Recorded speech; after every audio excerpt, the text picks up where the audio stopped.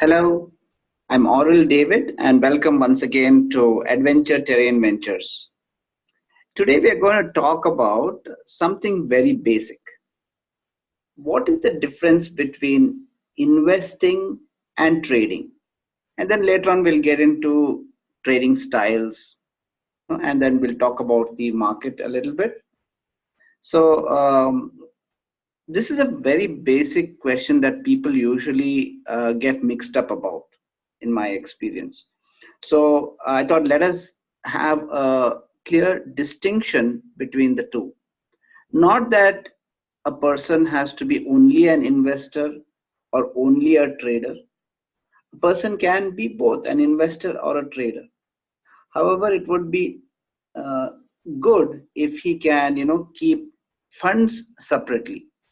So let's say I'm an investor, I'm also a trader, but I keep some funds for investments and I keep some funds aside for trading alone.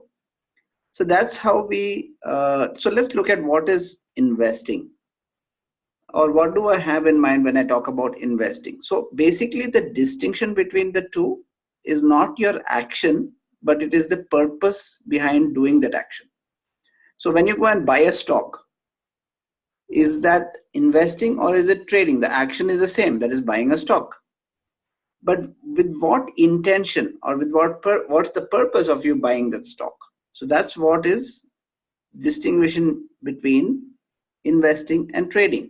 So let's say you're buying a stock with an intention to build wealth. Now, you may be already having some source of income, say from your job or your traditional business, and you would like to save portion of your income and build wealth out of it in the long run.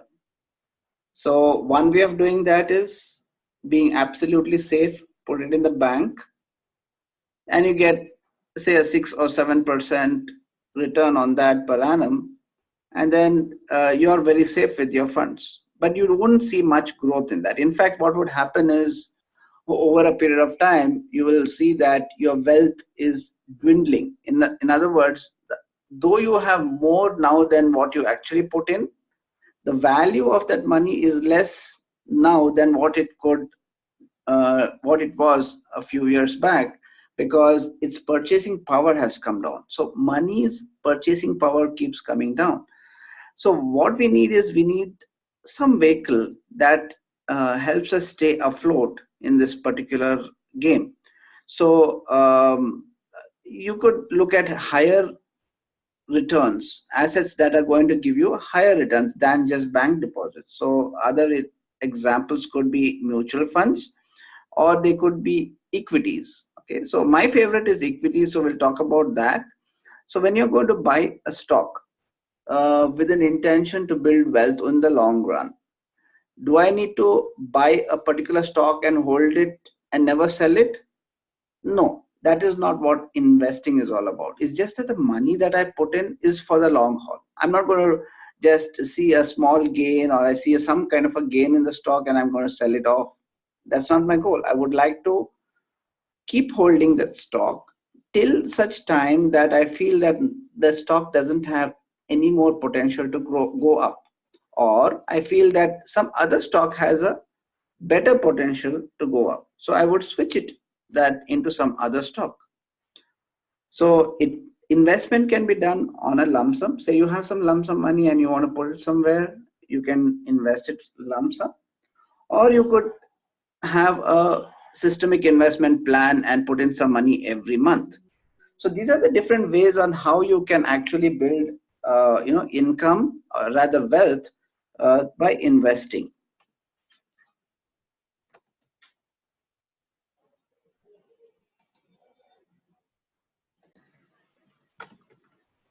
What is trading then? So you may be buying the same stock, but if the purpose of that particular purchase that you make of the stock is with an intention to create an income, then I would classify that as trading. For example, you may be already in a job and you may be earning some income, your salary, but you are looking for additional income. So you look at trading as a part-time business. So you have some capital, you use that for buying and selling. It could be a short-term play, it could be a little bit longer-term play, it could be an intraday play, whatever. But you're looking at creating an additional income. So I would classify that as trading.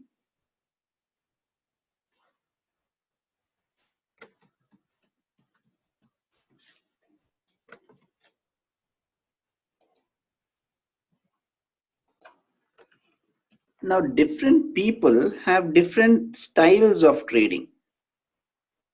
Not all of us are the same. We all have different styles of doing things, and trading is again no different. Some people do positional trading. Now, what's positional trading? Positional trading is probably taking a position and holding it for a little longer term, like about 3 months or 6 months. It's basically a longer term view. So when people do positional trading, they look at charts of a little higher time frame.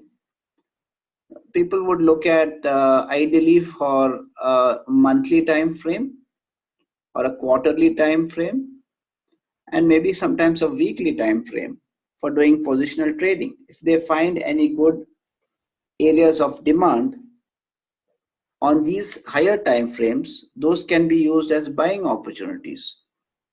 And if you find good areas of supply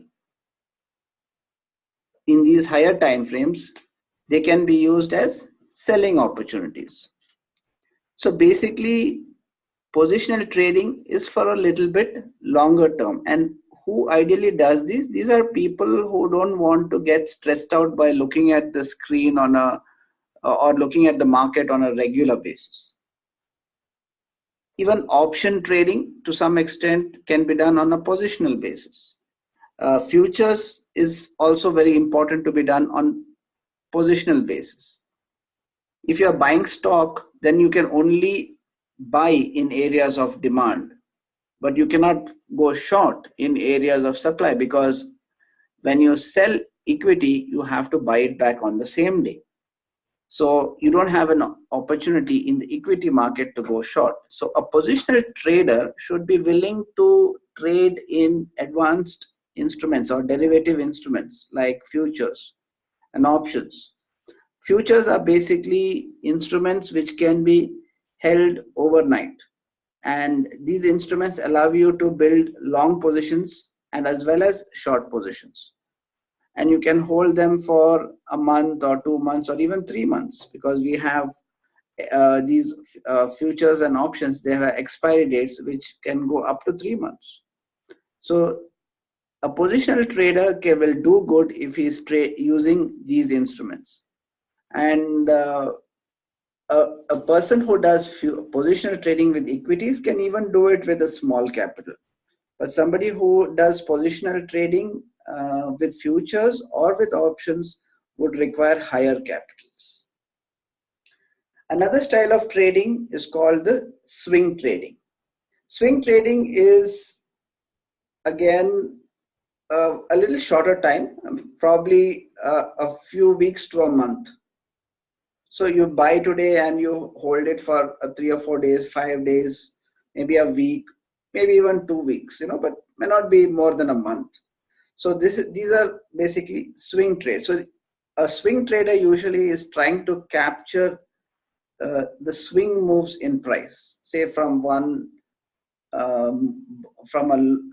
area of demand to an area of supply. So the time frames used by a swing trader when he looks at charts could be the weekly chart, it could be a daily chart, it could be a 60-minute chart or an hourly chart. So usually a swing trader will look at these time frames and identify areas of demand and supply. A swing trader again would not be really needed to stay glued to the screen, but he would at least have to look at his charts once or twice a day. He'll have to be looking at what is happening in the market, and keeping track of when prices are going to be arriving at these zones. If he is the lowest time frame could be a 60-minute chart, and in a day you have how many 60-minute charts? You have 60-minute candles. You have about 5 60-minute candles in a day. So probably every twice a day he would need to look at the chart to identify swing trading opportunities. Then another style of trading, we call it as the day trading. Very popular among people who buy and sell a stock on the same day. Now, a person who is doing day trading, he could trade in equities, he could trade in futures, he could trade in options. However, options may not be very much suited for day trading, though many people do it, but I don't really recommend trading options intraday or within a day.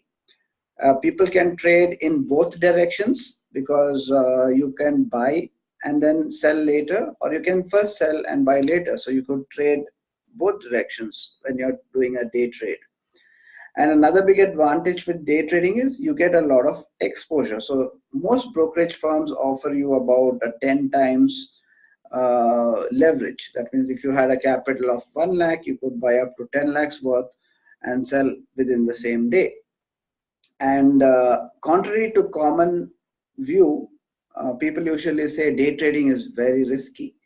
However, I would say day trading is the least risky, because in day trading, you can really have a very effective stop loss, and you can control your risks to a great extent. Of course, if you are doing day trading without a stop loss, then definitely it's risky, because you have 10 times exposure and you could lose a lot of money.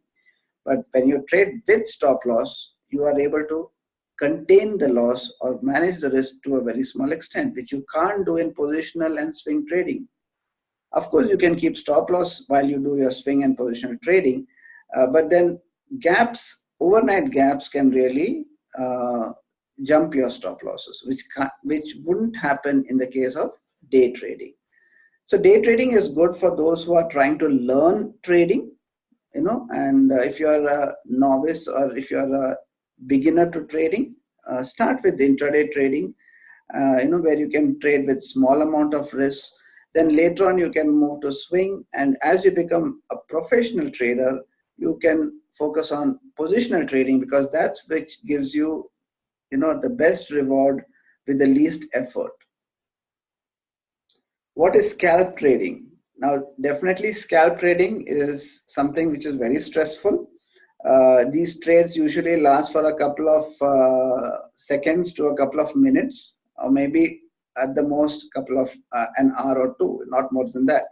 So what a trader is trying to do is he's trying to do many trades with very small profit margins, and he's just trying to scalp the market. So that's the whole goal of doing scalp trading. Of all these days in the recent past, it is replaced by high frequency automated trading. Okay, because earlier days it used to be done manually.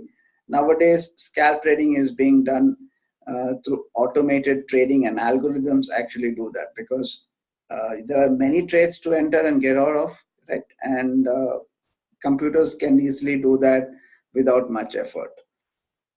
However, it is again risky, but then you can still maintain a stop loss with this and then do your scalp trading. So these are the various styles of trading. Feel free to experiment them and see which suits your personality, because in trading, more important is the trading style should match your personality. So don't try to copy somebody else's style, because your personality may not be same as that other person you're trying to copy. So you try out for yourself, see what gives you the comfort level, and then you go ahead and decide on your trading style. Do you need to have only one trading style? Again, not necessary. You can have multiple trading styles. So, it all depends on your personality again. Let me now show you a trade which I took this week. Now, this trade which I took in Oro Pharma, this can be classified as probably a swing trade. Why? Because I'm looking at a 60-minute chart to take this trade. But as I mentioned earlier, a swing trade usually lasts for a couple of days. But you will see that this particular swing trade lasted only for 1 hour, not even 1 hour. So I was in and out within an hour in this trade. So would you want to classify this as a day trading? Not really, because I was intending to hold it if required even for 4 or 5 days. Just because it gave my target within a day, I don't have to change my classification to a day trade. Okay, I can consider this as a swing trade, because even if it did not achieve my target within an hour, I would have held on to this trade. So let us look at this trade right from my planning stage to the execution stage. So on the left, this is the area where I saw a supply zone and I decided to plan this trade. As you can see, this trade was planned more than a month back. And this is a very clear indication to show you that patience is really what pays in trading. So I had to actually wait for more than a month from planning to execution. Execution happened over here. Okay, the planning happened over here. So it is more than a month time I had to wait. So did I have to really actually look at the chart every day to see whether this particular trade is getting executed or not? No, all I did is plan this trade, and near to my entry price, which is 633.2, near to this entry price, I just placed a price alert. So the day before I got the entry, when prices came very close to my area of supply, I got a price alert. So moment I got a price alert, I looked at this chart. So I had to really not sit and wait for it. I had to just look at this chart when I got my alert.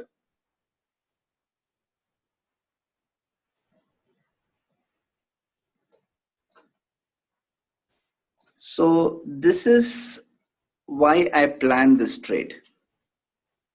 As you can see here, price gave a small drop, and after that we had a very brief period of pause. Market paused here. It was a period of pause consisting of just 2 minutes, 2 candles. So that's about 2 hours, because each candle is 60 minutes here, it's an hour. Followed by a very sharp decline, a very sharp fall. So this pause followed by the sharp fall gave me an indication that we have supply here, because only institutions could cause a fall like this. So this gave me an indication that we have supply, and that's why I marked this area with a red. So just above the area of supply, I place my stop loss, which is at 636.4. Thereby having a risk of just 3 rupees 20 paise. So for a stock which is costing about 600, 3 rupees is about 0.5%. So you see, I just take a risk of only 0.5% for my swing trades. So even many a times, because of this small risk, you will see that my swing trades get closed on the very same day. So now let us look at what happened at the time of when the order got executed.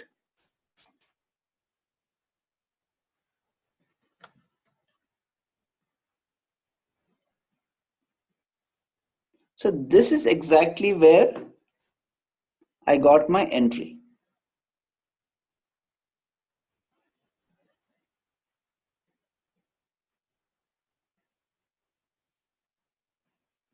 As you can see,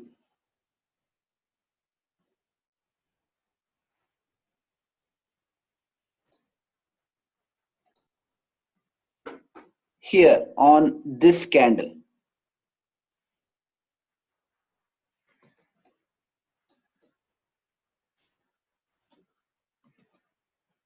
So as you can see, what is the high of this candle?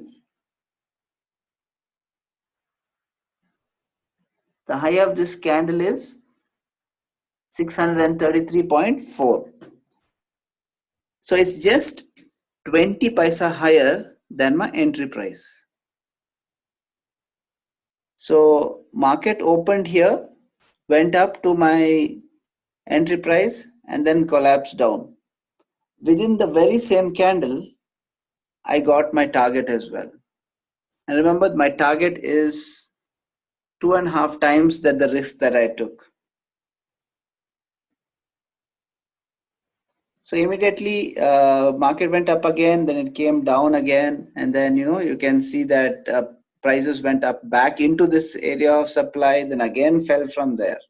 So you can see the kind of fall that we have from the area of supply. So what I wanted to point out here is the power of supply zones. How powerful are these supply zones? I have actually sold very close to the high of the day. So this is not a coincidence, or it's not just luck. Probably you have seen in my previous videos, many times I have sold at highs of the day, many times I have bought at highs of the day. So exactly how to identify where demand is, where supply is, exactly where do we place your entry price, stop loss and targets. We will be covering that in our course called the Stock Market Model Street. Of course, we don't have much time to talk about it here in this video.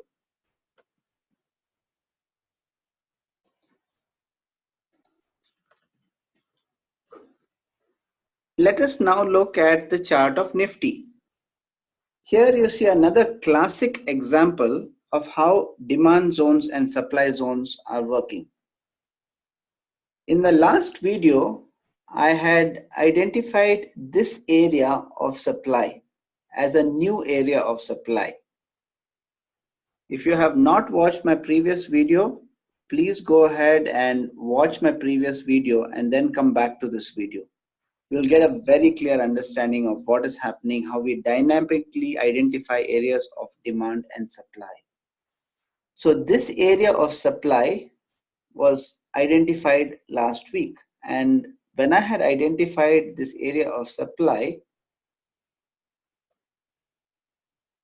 we were somewhere over here. So we didn't have that move up then. So we had just got into this area of demand here. And I had told that you can keep your stop loss just below this demand zone and take long positions. So if you had done that, okay, price did go very deep into this demand zone but never breached this demand zone. So your stop loss would not have got hit. And next day you see what happened. You got a bounce. Next day prices went up and closed very close to this supply zone. So if you are taken a long position anywhere in this zone, you would be holding your long and making money here. And the very next day, it opened into the area of supply and collapsed from there. So what did I do? I took my long position here, squared off here my long position, and then took short position. And then again prices dropped into this area of demand and then again bounced from there. So you can see price oscillating between demand and supply. Now, once it is tested, this supply zone has been tested once here, and a second time over here. Second time it has gone very deep into it, and I usually don't take trades for the second time when it is entering my area of supply or demand. I only do it for the very first time. So now I am not taking any short positions. Nifty is in a sideways trend. Both demand and supply have already been tested. So no trades in Nifty at all for this week. So wait for this supply to be taken off, or wait for this demand to be taken off. Then we will look at the market freshly and find out what are the new areas of demand and supply. And then we can decide to go ahead and take the trades. So that's all for today. It was really nice talking to you guys, and stay tuned for my next video. So this is Oral David here. To get more information about our course, you can visit the website, that is adventureterrainventures.co.in. Goodbye.